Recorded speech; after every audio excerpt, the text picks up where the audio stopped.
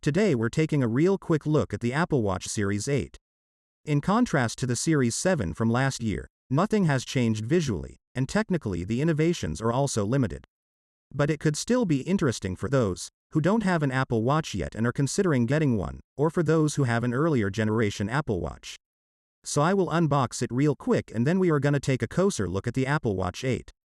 The Series 8 include a temperature sensor to measure body temperature and an accident detection function, which I will explain a little more detailed later. The packaging is very simple and plain. As soon as you open it you can see the two boxes, in which the watch and the bracelet are packed separately and are held together by the outer packaging. You can also find information about which version of the Apple Watch you have on the underside. The box includes the watch itself, the bracelet, a charging cable and a few warranty instructions along with setup instructions. The power adapter required for charging can be purchased separately. The Apple Watch 8 comes in 41mm and 45mm sizes, and prices start at €499. Depending on which size, which bracelet and which case material you choose, the price increases accordingly. You also have the choice between a GPS version or the GPS with cellular. The GPS is used to determine the location, for example when navigating or if the watch is lost. With the additional cellular version, you can use your mobile phone plan on the Apple Watch independently of the iPhone, provided your provider also supports it. This includes phone calls and texts too, and it uses the phone number of the iPhone it's paired with. The cellular versions can always be recognized by the red ring that is on the edge of the crown. Shown here is the 45mm size in the midnight color with an aluminum case and a slate blue sport strap. The aluminum housing is also available in the colors starlight, silver and red.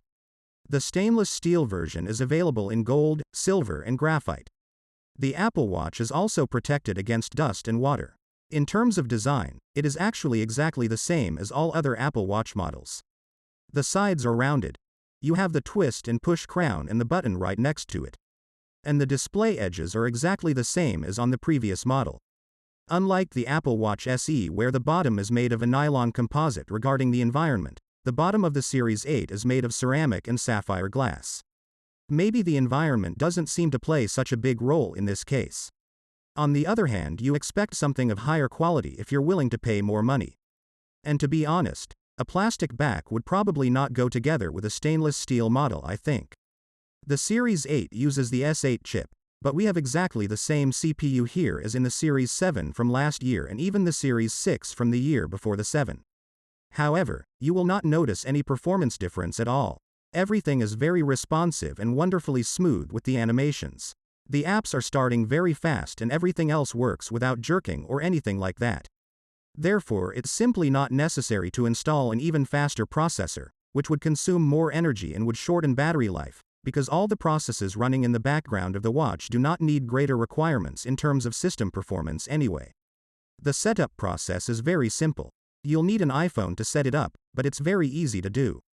To do this, first press the side button to turn the Apple Watch on, and then bring it close to the iPhone, which will initiate the setup process. The setup process uses the iPhone camera to scan a passcode on the Apple Watch and the rest of the setup happens on the iPhone. This lets you transfer your settings if you want, enter a security code, and it all gives you an idea of some features too, including a heart rate monitor that can alert you if you're suffering from low or high heart rates. You can also set up Apple Pay, and if you have a cellular version, you can set up this service as well. We still have a very bright display, peaking at up to 1000 nits of maximum brightness in direct lighting. Therefore, this watch is very visible in broad daylight. You can rearrange the apps just like you know it from the iPhone, by long pressing on an app and then placing it where you want it when you release it. And if you don't want an app on the Apple Watch, just press that little X. The Apple Watch 8 has a new sensor that can record your body temperature when you are sleeping, which can detect changes in body temperature caused by exercise or other physical stressors.